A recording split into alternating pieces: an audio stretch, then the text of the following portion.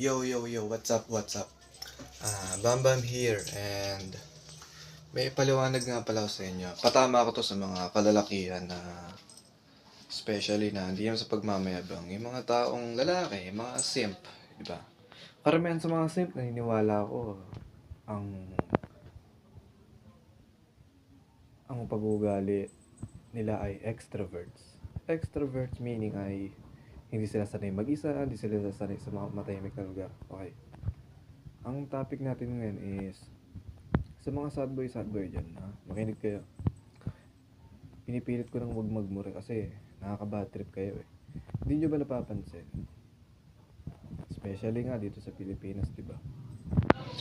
Trending na ngayon kahit sa mga music video ng mga kabataan, di ba? Mga magsushota. What I mean, it's not about shota rin eh. It's about yung mga taong simp, yung mga pangit, ganyan. Hindi na sa pagmamayabang, hindi na sa nagmamagwapo ako. And I don't care kung gwapo ako eh. Hindi ako nag-exist para maging gwapo, putang ina nyo. Okay, so what I really mean is, kayo mga putang ina nyo, huwag kayo magagalit sa mga gwapo. Gitagad kayo sa gwapo, kayo mga putang ina nyo, mga pangit na lalaki kayo. Hipokrito kayo. Galit kayo sa gwapo, pero gusto nyo maging gwapo. Putang ina nyo. Ha? Tang ina nyo eh. Di ba kayo nababatrip minsan sa sarili nyo? Ha? Tigil-tigilan nyo na yung pagiging simp. Bukod pa dun. Karamihan nga sa inyo mga pangit kayo eh. Nagagalit ba kami? Kung mga jowa nyo ang gagandang puputi pa. Ako, ang teorya ko dyan, di na ako maiinis eh. Di rin ako maiinggit eh. Niisip ko na lang, baka totoo nga yung teorya ko. Ba't po maiinggit eh kung magkapares naman kayong pag-uugali? Oh. Eh, what if kung meant to be naman kayo? So, kayo magagalit sa amin. Tsaka sa buhay, lagi nyo tatanong yung sarili nyo na kung deserve nyo ba magkaroon ng magandang jowa. Para sa akin, intindihin na natin yung mga kasabihan. Oo, kasi nasusunod ko yan. No, di ba? Sabi nga eh, about sa mga pag-shota o pag-aasawa, bilang lalaki. Di ba?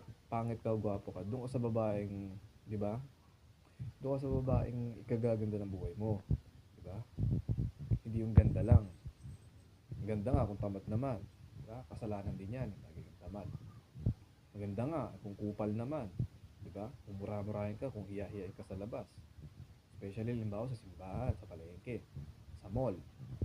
Kaya ako sa inyo, doon kayo sa babaeng ikagaganda ng buhay nyo. Ako kasi yun ang gagawin ko. Tsaka di ko na kasalanan kung maganda yung napupunta sa akin. Di ko na kasalanan kung mga minor. Sila yung lumalapit, hindi ako. Alam, magpaka-choosy pa ako. Putang ina nyo. So yun lang. Yun ang masasabi ko. Huwag na kayo magpaka-sad boy. Libre yan. Kaya sundin nyo ako. Kung ayaw nyo, di wag. Total, di naman ako maasa eh. Putang ina nyo ulit. Yun lang.